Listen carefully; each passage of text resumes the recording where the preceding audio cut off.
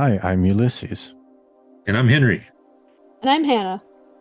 and this is Comics Odyssey. Today we're going to look at a classic Harley Quinn book, Mad Love Batman Adventures. And we've got our special guest, Hannah Rose Williams, from Substack and other internet places. Um, And so her links will be down below. Hannah, you're a comic artist and a writer. You've been writing a lot of actually Batman fan fiction, right? I have. You have that stuff boiling in the back of your head for years because you didn't get the story you wanted. And since I got one out, I thought, all right, now I'll be done. But more just keep coming. So it's a fun outlet. The That's floodgates cool. I have didn't know opened. that, Hannah. They're Batman Beyond, so they're not for everybody. She's also my favorite internet smarty pants, just so you know. All right. Well, let's put on our smarty pants now and read this book. All right. Start with Henry. What is your relationship to Harley Quinn? Have you read much about this character? What do you know about this character? No, what I know about it is I think it started on the Batman the Animated Series. And I had stopped reading comics, stopped buying them before Harley Quinn became a character. I'd kind of got disgusted with what they were doing, decades before I guess everyone else has. But so I just know her from the animated series, the episodes I've seen, and from people talking about her. And that's pretty much it. And Hannah? Same. I didn't live anywhere near a comic book store when I was a kid. It was just whatever was on our three channels. And I thought Harley Quinn was really funny. Really enjoyed her a lot. And I feel like people had more mixed feelings about her back then. Like a lot of people would go, "Oh, but her voice is so annoying." But I haven't heard anyone complain about that in a long time now. Hmm. This was my first time reading Harley Quinn books, really. As far as I know, I've been collecting these DC Finest volumes, and I was really on the fence about getting this one because, I don't have a particular attraction to the character, and I do know her from Batman the Animated Series, but I was one of those that thought she was kind of annoying, best in small doses. But I took a chance. Oddly enough, I do have this in single issue format in like foil cover, which is I'm really not Hmm. like a foil cover type of guy, but there was a really wicked sale and the foil cover was the same price as a regular, so I got it. I was gonna say that sounds like something you could turn around and sell someday. I don't know. It's like a reprint of this one here, which I did read. Rick Burchett and Kelly Puckett. Kelly Puckett, one of my all-time favorite comic book writers. Rick Burchett, excellent inker, inking duties here, but his influence is felt. This is her first appearance. It does have a little bit of Batman the Animated Series vibe because that's done on purpose because she's from that show and they wanted to make a comic, kind of a comic spin-off. The artwork What, is very similar to that. one of the few characters that went in that direction rather than the other direction, like from TV to comic as opposed to from comic to TV. Yeah. I will say I don't really think the Joker needed a colorful sidekick. I think he can pretty much carry the show all by himself. So I'm not sure why she's Well, these been creators elevated would the way she argue. has. Sorry to talk over you. No, it's okay. We're going to do that a lot tonight because there's some kind of delay, I think. That's a bad habit I have also. But these creators would argue that Harley's kind of the only humanizing thing about Joker. Joker's such a monster, like such an unpredictable mystery, that the human element is all just in Harley Quinn. Okay. I actually thought about that too because I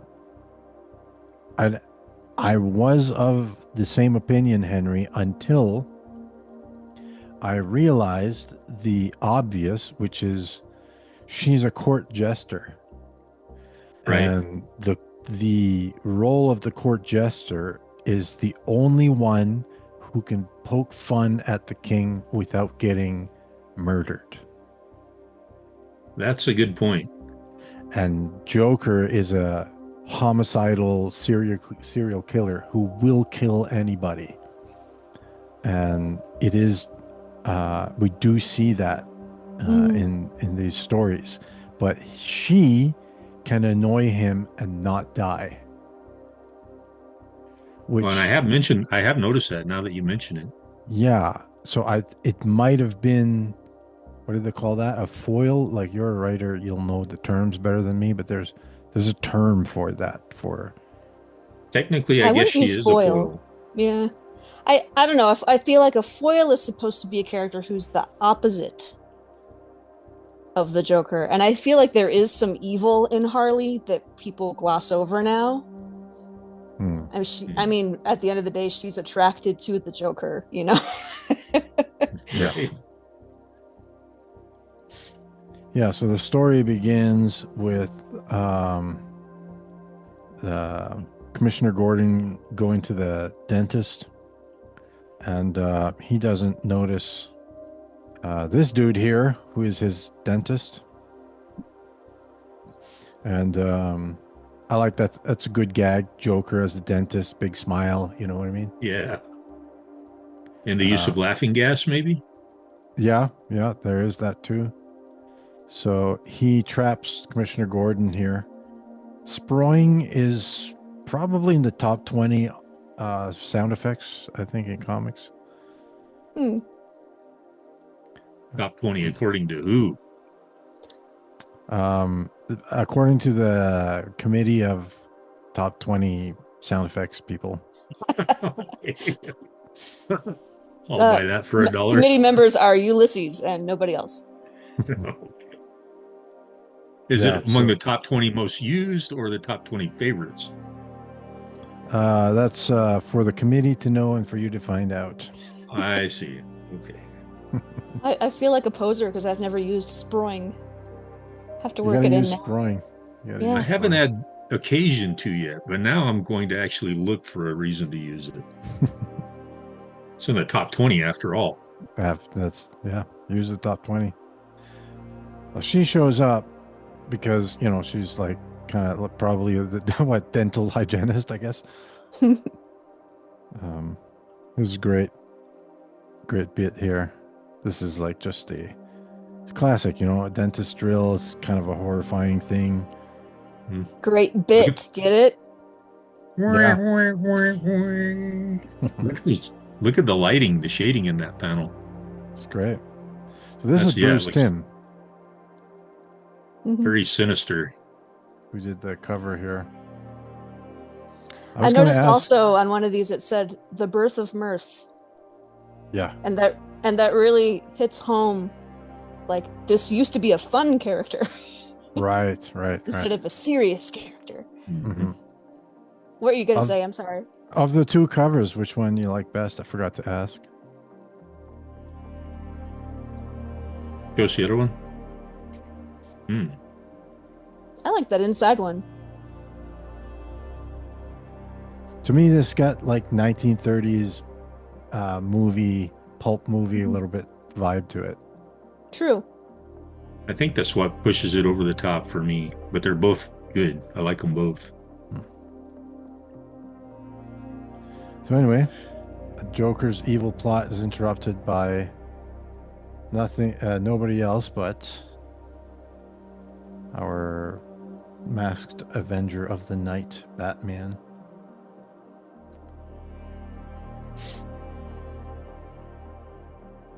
Something y'all just said made me think of hold that thought. Something y'all just said made me think of something, and I never was a fan of the movie or the series. But when you said that Harley Quinn started out as a humorous character and has become more serious later on, that makes me think of Buffy the Vampire Slayer. Do y'all see any parallels there? Mm. Yeah, the Buffy movie, I mean, the direction doesn't always know when it's supposed to be a joke, but it is definitely a jokey film. Yeah. One was marketed as such too. I feel like a lot of people struggled with Joss Whedon's humor at first. Like you'd hear a line and be like, "What? That's a weird line." But then you'd imagine something directed by Joss Whedon delivering that line and like, "Oh, if that had been delivered with sarcasm, that would have been funny." And I feel like that was kind of an issue with the first Buffy movie. I'm The jokes probably didn't land. I'm probably the odd man out here in this one. Um, Humor in media rarely works on me. Mm. I do like stand-up comedians. I love comedians. I've got a long list of favorite comedians. But this kind of gag, it's fun to look at. This, the posture and the expression, and Hmm. but they always, for me, it just doesn't land as funny. It lands as, at best, caricaturized or something like that, Mhm. and at worst, just annoying. Like it distracts from the thing that's going on. I think it's very Looney Tunes inspired. To me, it comes across as someone trying to be funny. Yeah. Mm. To Sure. Yeah. I think you're Anyway, also justified in being sick of that Joss Whedon-y humor that's in everything now. Right. Yeah. even as a And kid, that was just my. There's something temperamental about it because we would all read like the Franco-Belgian comics, Asterisk, Lucky Luke, Smurfs, and I would read them, but I I would get annoyed that like asterisks and stuff was like too exaggerated. I always really, gravitated towards Tintin, who's a more down to earth adventurer, and of course, there's like comedic relief with Captain Haddock, but uh, the Tintin is the lighthearted. the hmm, overall thing with Tintin is wonder, not humor. Yeah, yeah. That's a good way Yeah. to put it. kind of whimsical. Well, I'm intrigued now, Ulysses. So, are there any examples of a time when something in a comic did hit you right and you thought it was funny? I remember one time where I laughed for like a couple hours at a comic book when I was a kid, but it was a comic strip in Mm. in the newspaper. It Uh was huh. a uh, Daffy Duck strip. I still remember it. And the gag is that he's annoying to somebody, the Tasmanian devil, or I think maybe. And the Tasmanian devil grabs him by the beak to shut him up. And then when he releases him, the beak still is distorted to the shape of the fist, like Mm. inside the fist. Classic. And when he speaks, uh, he says, "I'd like some nasal spray," because his nose is broken. And you're still laughing about it. And I guess it worked. And but it's spelled out as "I'd like some nasal spray." Oh, yeah, sure. And I was a kid, and like English is my second language, so like little language things like that, when you get them when it's not your first language, it hits harder.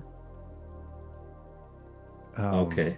I remember like I had some friends over, like he's from Ecuador, she's from Venezuela. I was making pancakes because they wanted like a typical Canadian breakfast. I was like pancakes, maple syrup, Mm. bacon, the whole deal. I don't know if it's Canadian, but whatever. And he's like, "Why is it called pancakes?" Well, I said it's like it's a cake that you make in the pan, and he got it right, even though it's his because it's his second language. They thought that was great, right? Ah, It's an extra layer of like it clicking in that helps with the humor or something. And maybe it's even just that euphoric feeling of the puzzle came together, you know? Yes, yes. Yeah. So she does, Henry. She does use the gas here, the laughing gas. hmm. I think Bruce Timm is kind of a perv, but I have to say it's nice watching all these drawings made by someone who appreciates beauty It's gorgeous. and the human figure. Yeah. I mean, and like, look at this. Like, this is a just striking image, like classic superhero comic thing, but done in his style. You know.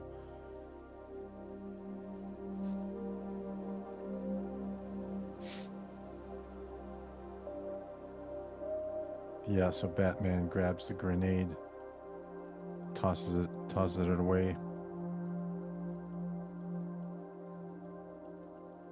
Beautiful. Mm-hmm. And that Batmobile came straight out of the animated series. Yeah, 100%. Well, Tim designed all the characters and like designed the look was basically the designer of um, the animated series. Oh, was he? Okay. Yeah, yeah. I'm just now learning about it. I started watching some YouTube videos and stuff about that series. Well, Bruce Timm is responsible for like an entire era of DC animated, like probably it's the peak era of DC animated. He Paul Dini and Bruce Timm. Paul Dini a little more he's on the writing side. Bruce Timm as well, but Bruce Timm was like definitely responsible for the whole design aesthetic of it, the ambiguous historical era it's set in, and all of that. Well, this was also coming right off of Tim Burton's Batman, too. And I kind of grudgingly give Tim Burton kudos because I think he's a hack, but I wonder how much he influenced, like, let's make this movie look like the 30s, you know, because it does.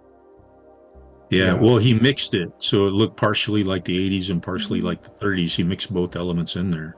It's kind of in that. its own universe, yeah. Well, he might have gone back to been inspired to do that by Streets of Fire, which is something that did it a few years prior to that. But it certainly became the motif after him, after the first one especially. I'll have to check out that Streets of Fire thing.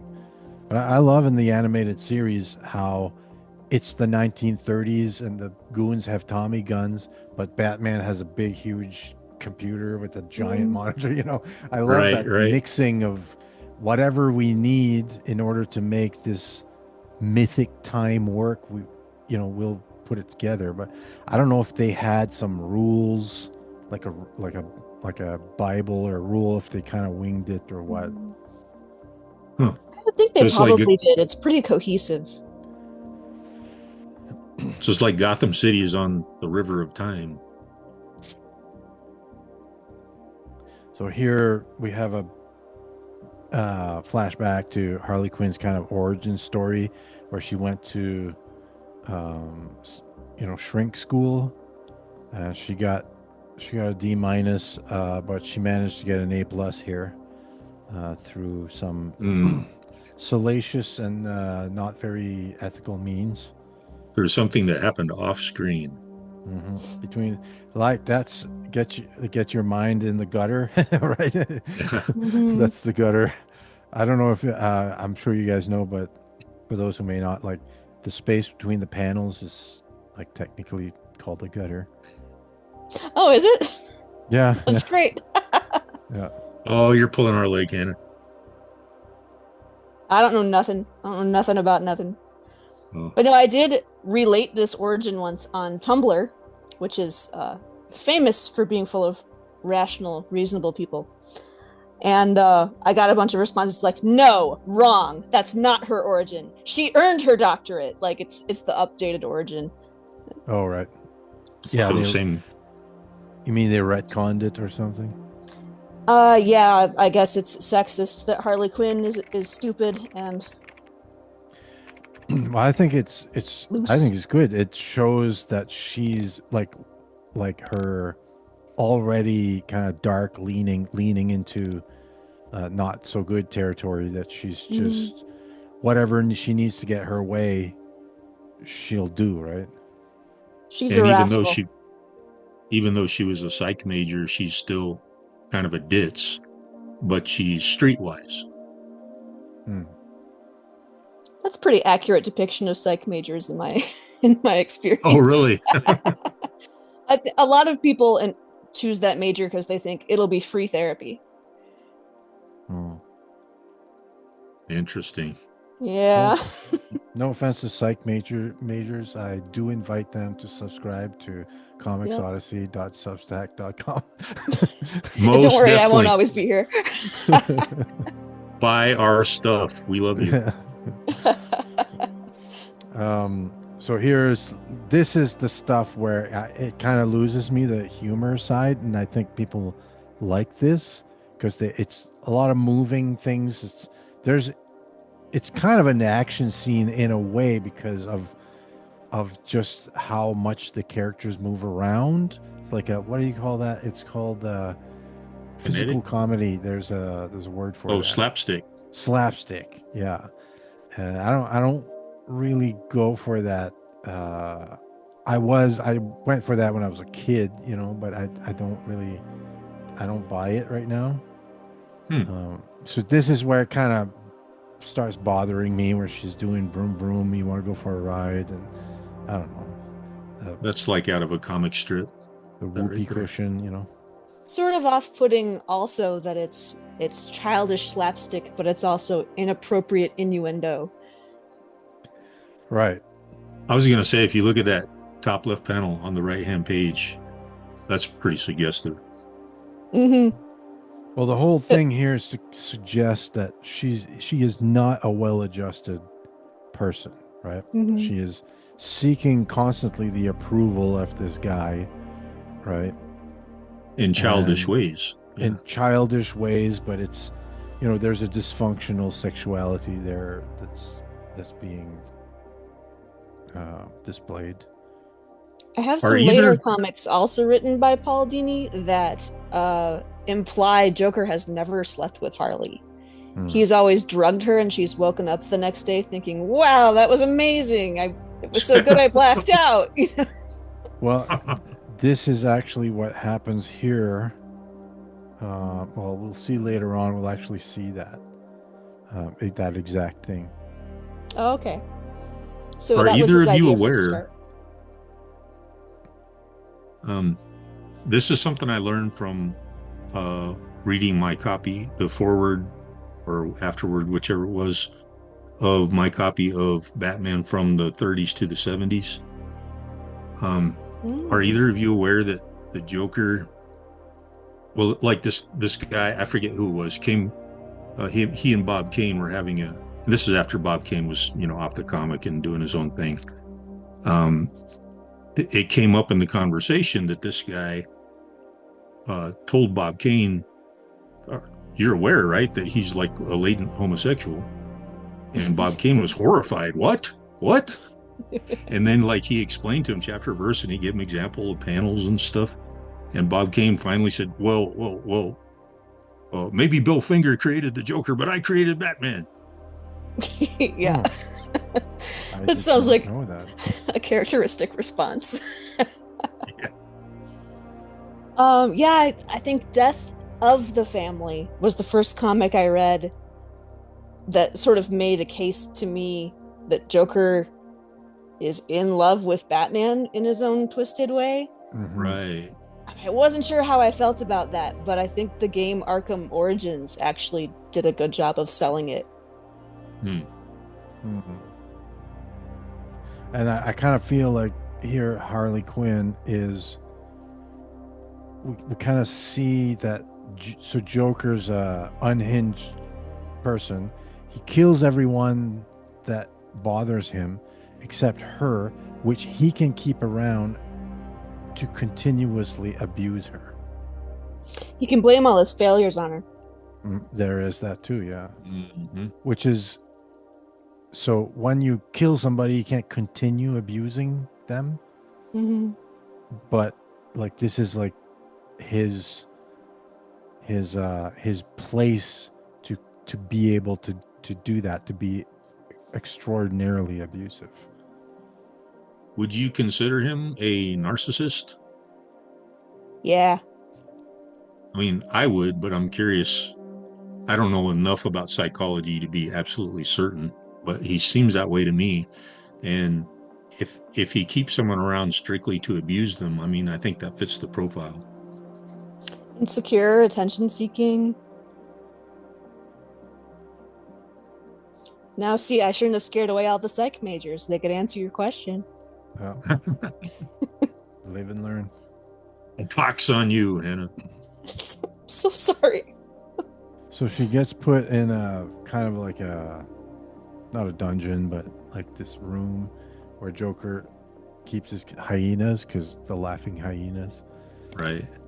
And she, how did my life go so poorly? She's kind of reminiscing.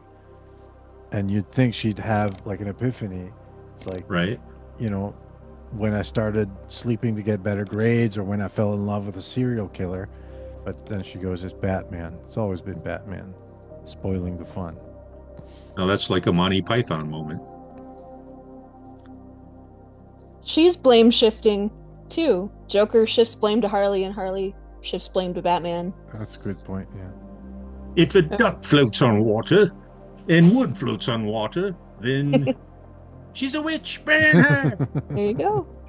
Yeah, okay. Yeah, a leap of reason, yeah. So we have the back story here of Joker kind of seducing her, using her to get himself out of Arkham, manipulating her. Okay, I have another question for you too. Like, do you think that this origin story, or origin stories in general, do you think they're necessary? I think this one adds a lot of great depth. Okay. I never want to see the Joker's origin if he's the true Joker. Well, they've kind of done that a couple times. Yeah, but I like it better when I don't understand him, because he's scarier when I don't understand him.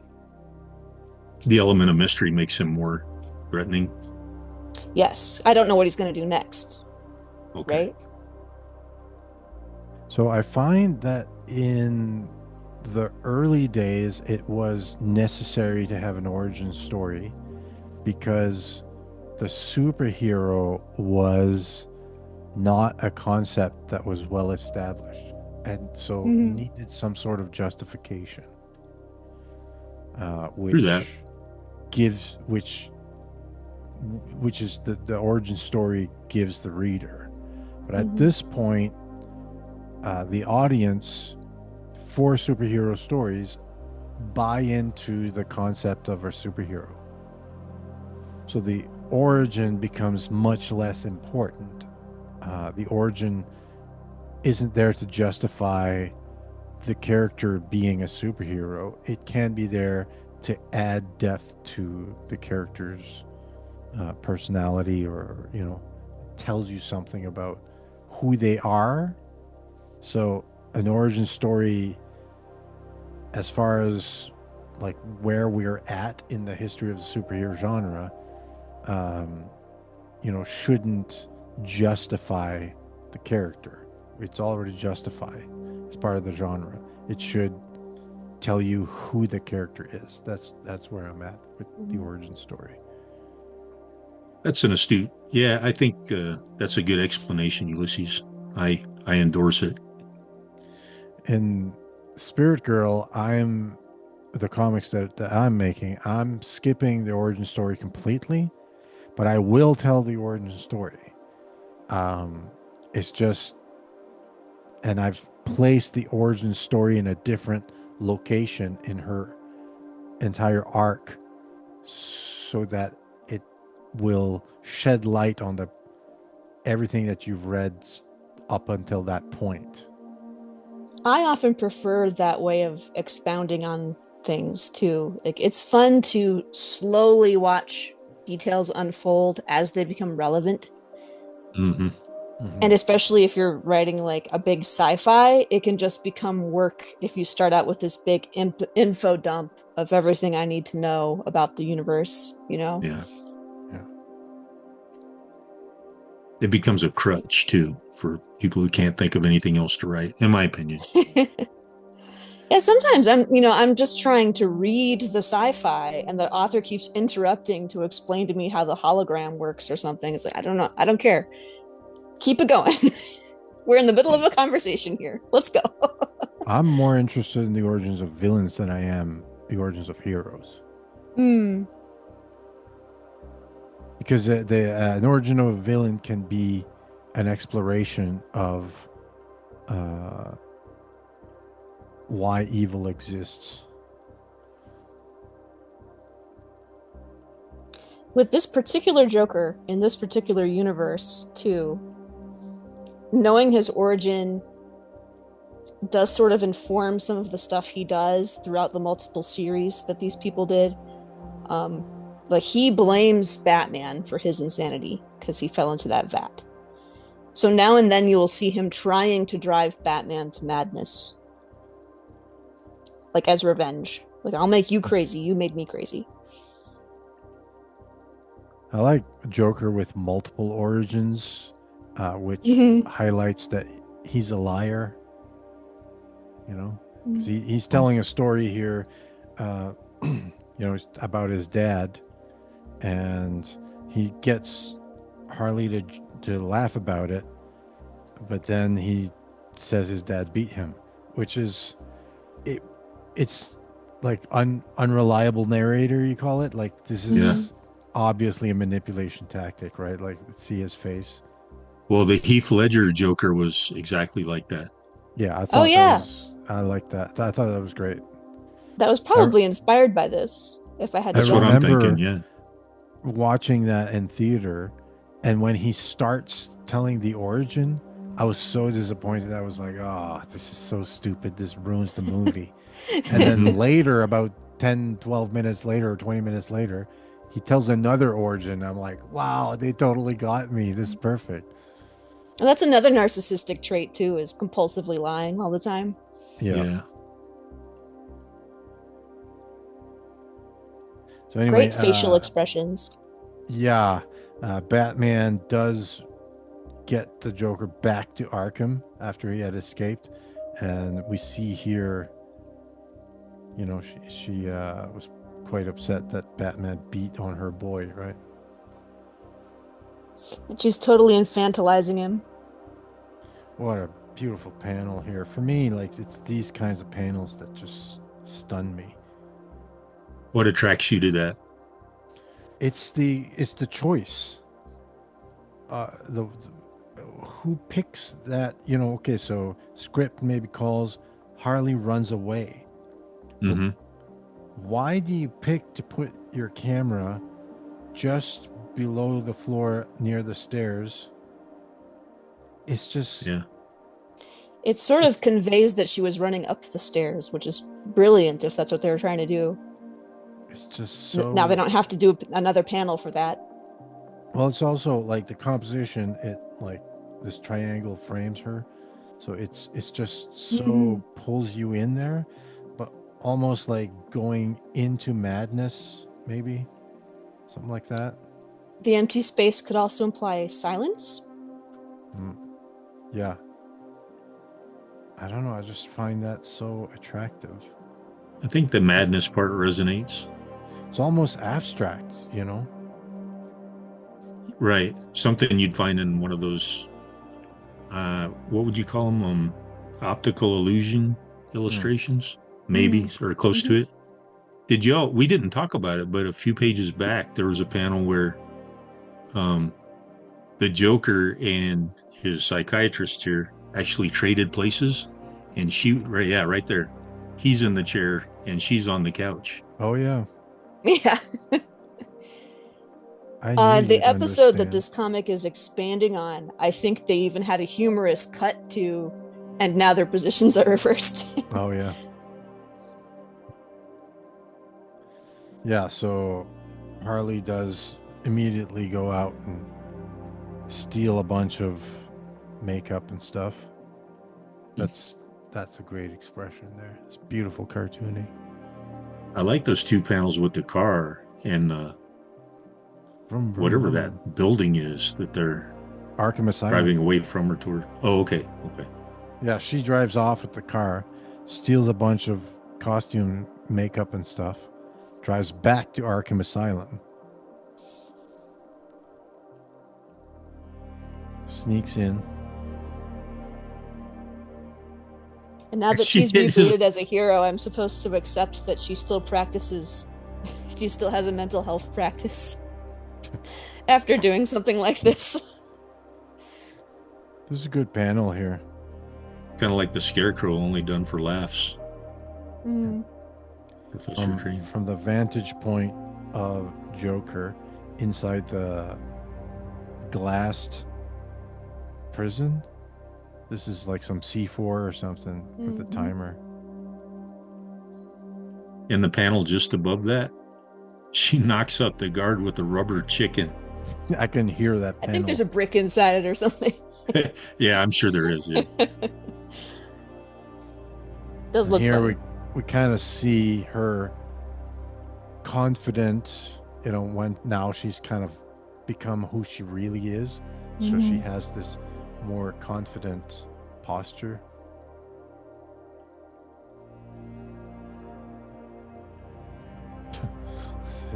That explosion kind of messed him up though. Yeah, some of the slapstick is getting me. They take off into the sunset. She's fantasizing what her life's gonna be, right? With the Joker. They have little Could Joker you and Quinn imagine? kids. So she's just a good old-fashioned girl. Yeah, she's trying to.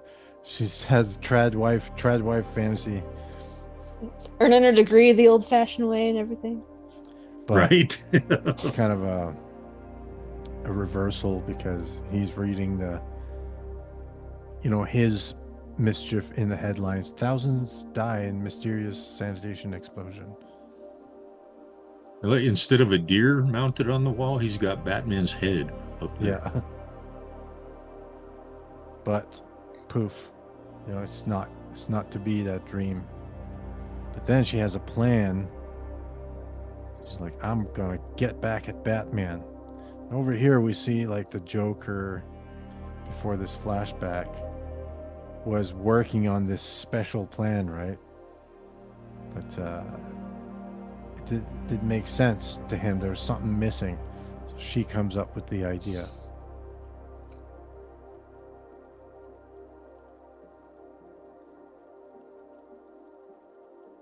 And so she lays a trap for Batman, by meeting him in this beautiful panel, very atmospheric panel, and gives him a tape. Very golden ages, actually, if that's a word. The tape says like, I want out. I don't want to be a criminal anymore. Help me. It isn't funny anymore. Hey, that's a good impression. Yeah, thanks. So Batman's obviously suspicious, but he does end up buying it. Like a moth to a flame. Mm-hmm. Batman can't help but rescue somebody. But then this robot Joker comes and interrupts the whole thing. With a Tommy gun. Yep. But it was all a ruse. Yep. She sticks him with some sleeping agent or something. Sweet dreams, sucker. Hey, give us the line here, Hannah. Read this line. I can't Please, read it. please. Sweet dreams, Can't see- sucker. Sweet dreams, sucker. Oh man, we ought to do our own cartoon. Yeah, we're Yeah. ready.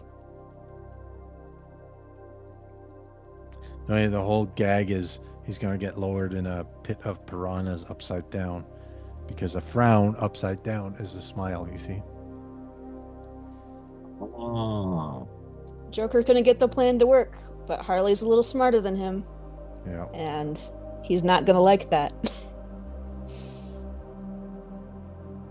So here, Batman, he's out of commission physically, so he just talks to her and basically says, "You know the truth. He always just was always using you as a henchman. There's nothing special about your relationship."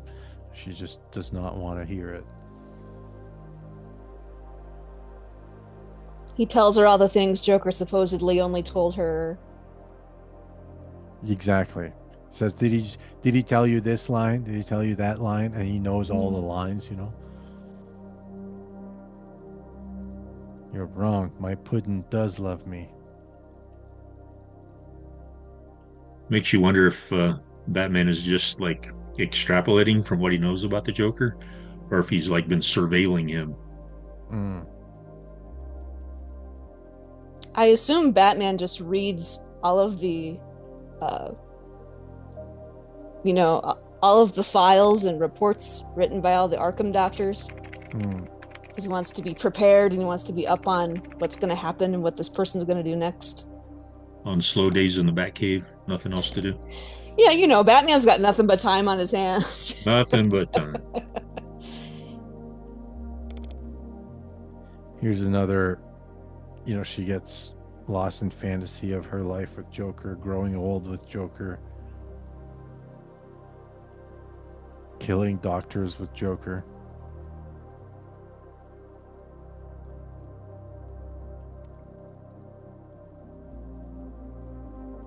But he shows up. He's actually upset with her. Mm-hmm.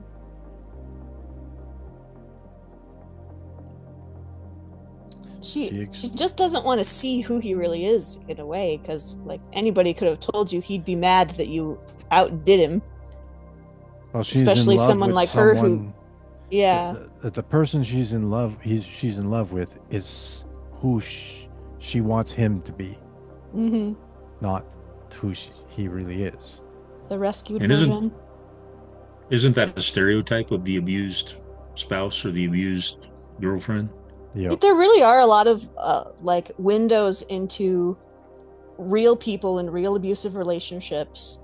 So I can see how Harley Quinn moved in that direction of like, let's tell a serious story about these subjects, especially when so many fans with questionable taste were like, this actually is romantic and I do love seeing them together.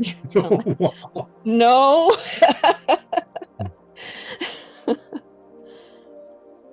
I'm ready to go back though. I'm ready to go back to just going, oh, Harley, when will you learn? Yeah. It's a tragic story. It's a tragedy, which I suppose maybe that's why it lends itself well to comedy so well. Mm-hmm. Yeah, camouflaged by comedy. Beautiful panel here. So he's threw her through a big window. She landed in a dumpster and broke a bunch of bones. He slaps her with a swordfish.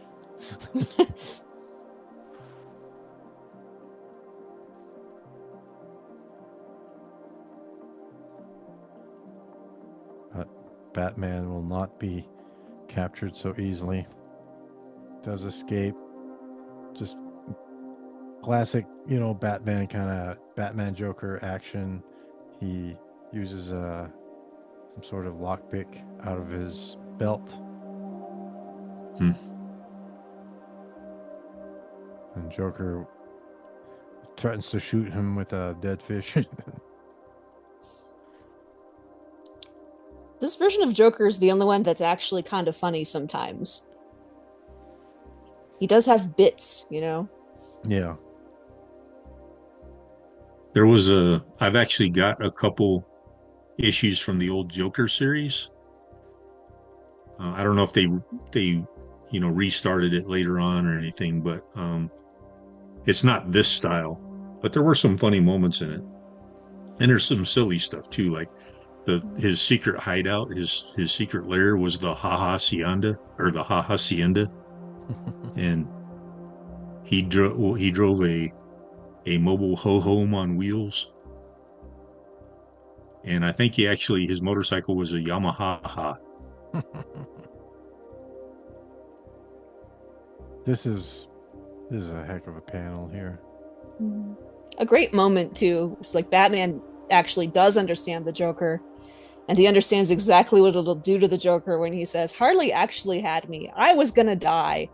And she did. She outdid you. Yeah. Don't think about this panel too long, because when you think about it, it would be a bit awkward to stand there menacingly while this cape's flapping in the wind in front of you. And what they don't show is every couple seconds it flaps right on Batman's face. Yeah. But that's why it's a comic character, not a Right. He's like Mary Poppins. Like, the laws of physics just have to obey him. Mm-hmm. And also look at the length of that cape. How do you keep from tripping on it? Mm-hmm. Just walking around and stuff. And I think what's his name? Famous artist that worked on Batman. Neil Adams. Neil Adams, thank you. I think he's the one that started that. Started drawing them with like 18-foot capes and stuff. I mean, the cape is cool. It's got gravitas. I think ever since Incredibles came out, we've all been like, you know what? Capes are dumb. But it does look cool. Yeah. I admit that. But for practicality, no. Aesthetic is really important in this universe. Well, in a visual medium, if it looks better, then that's the decision, right?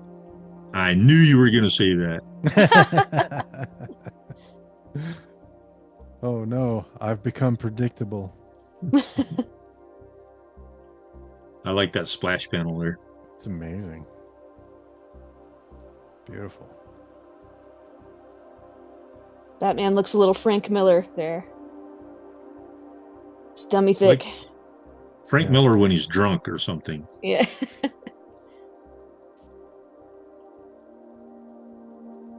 Now I'm distracted by the beautiful Alex Ross painting over there. So I thought in this, I was mistaken. It's there's a Bruce Timm story in the Batman Black and White Compendium, where we do see, Harley talking about how she had this beautiful, romantic night with Joker, and you can tell it's ambiguous enough, but kind of implied, like you said, that he never actually slept with her. He just drugged her and she woke up. Kind of wants her out of his way. Yeah. But she's quite delusional, right? Mm-hmm. Yeah. For a brief moment, you think, oh, she's finally going to realize who he really is. And then she falls right back into it. And we've probably all met a real person like that. Yes. Mm-hmm. Yeah, the psych nurse here says, how did it feel to be so dependent on a man that you give up everything for him, gaining nothing in return? She goes, it felt, and she sees Joker gave him a rose, it felt like a kiss. Excuse me, why are you assuming that's a nurse? Psych nurse here? Nurse outfit? How do you know that's not a doctor? Oh. Oh, huh. I'm just giving you a hard time. On your knees, Ulysses. Yeah. What have I done? Does that over to the advertisement or the splash panel over there? Does that not look like Jack Nicholson's Joker to you? It does kind of. Yeah, a little bit. That's what it makes me think of. There's so much to analyze in that painting. Again, going back to the Tumblr days, people were complaining that this is romanticization of their relationship. But if you look at it really closely, Harley's fawning on Joker. Joker's not looking at her. He's looking at us. Yeah. Right. And he's not holding her hand, he's holding her wrist. Yeah. It's really good storytelling. It's like, yeah, who's in charge here? Mhm. And his other hand on her stomach, it's almost like he's playing an instrument or something. Hey, you're right.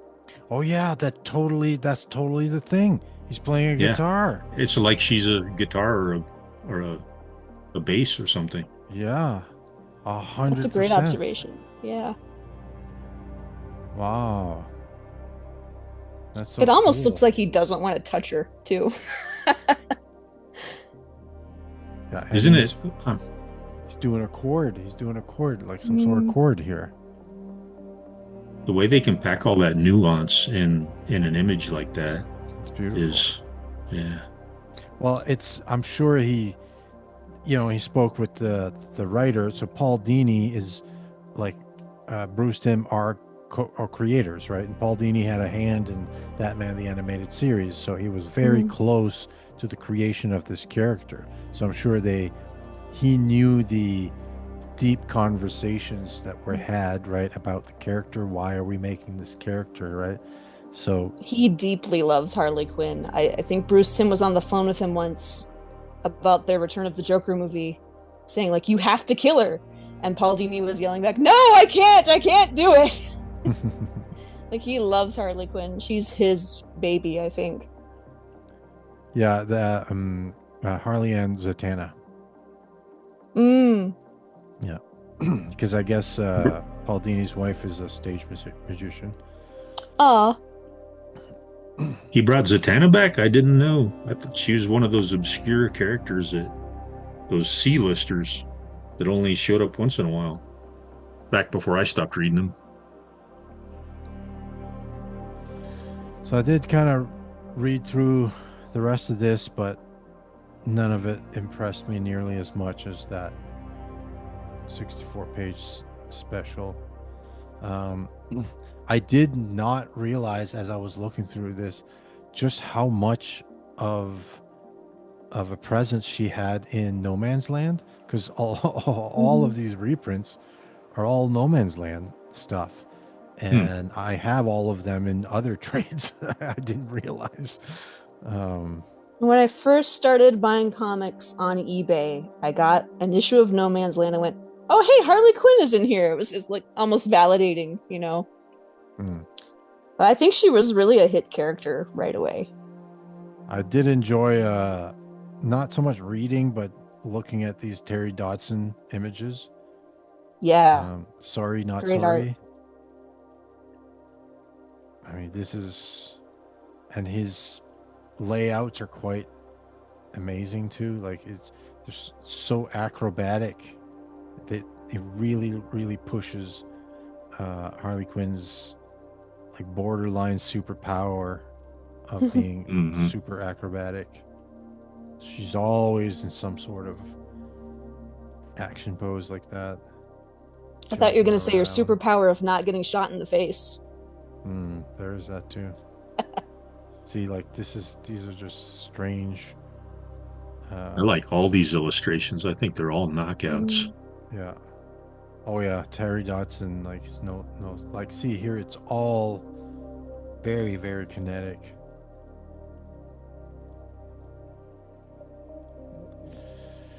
So anyway, that's one thing I wanted to do is, because people have been requesting more reviews, let's give this issue of Batman Adventures Mad Love a thumbs up or a thumbs down. We'll start with Hannah.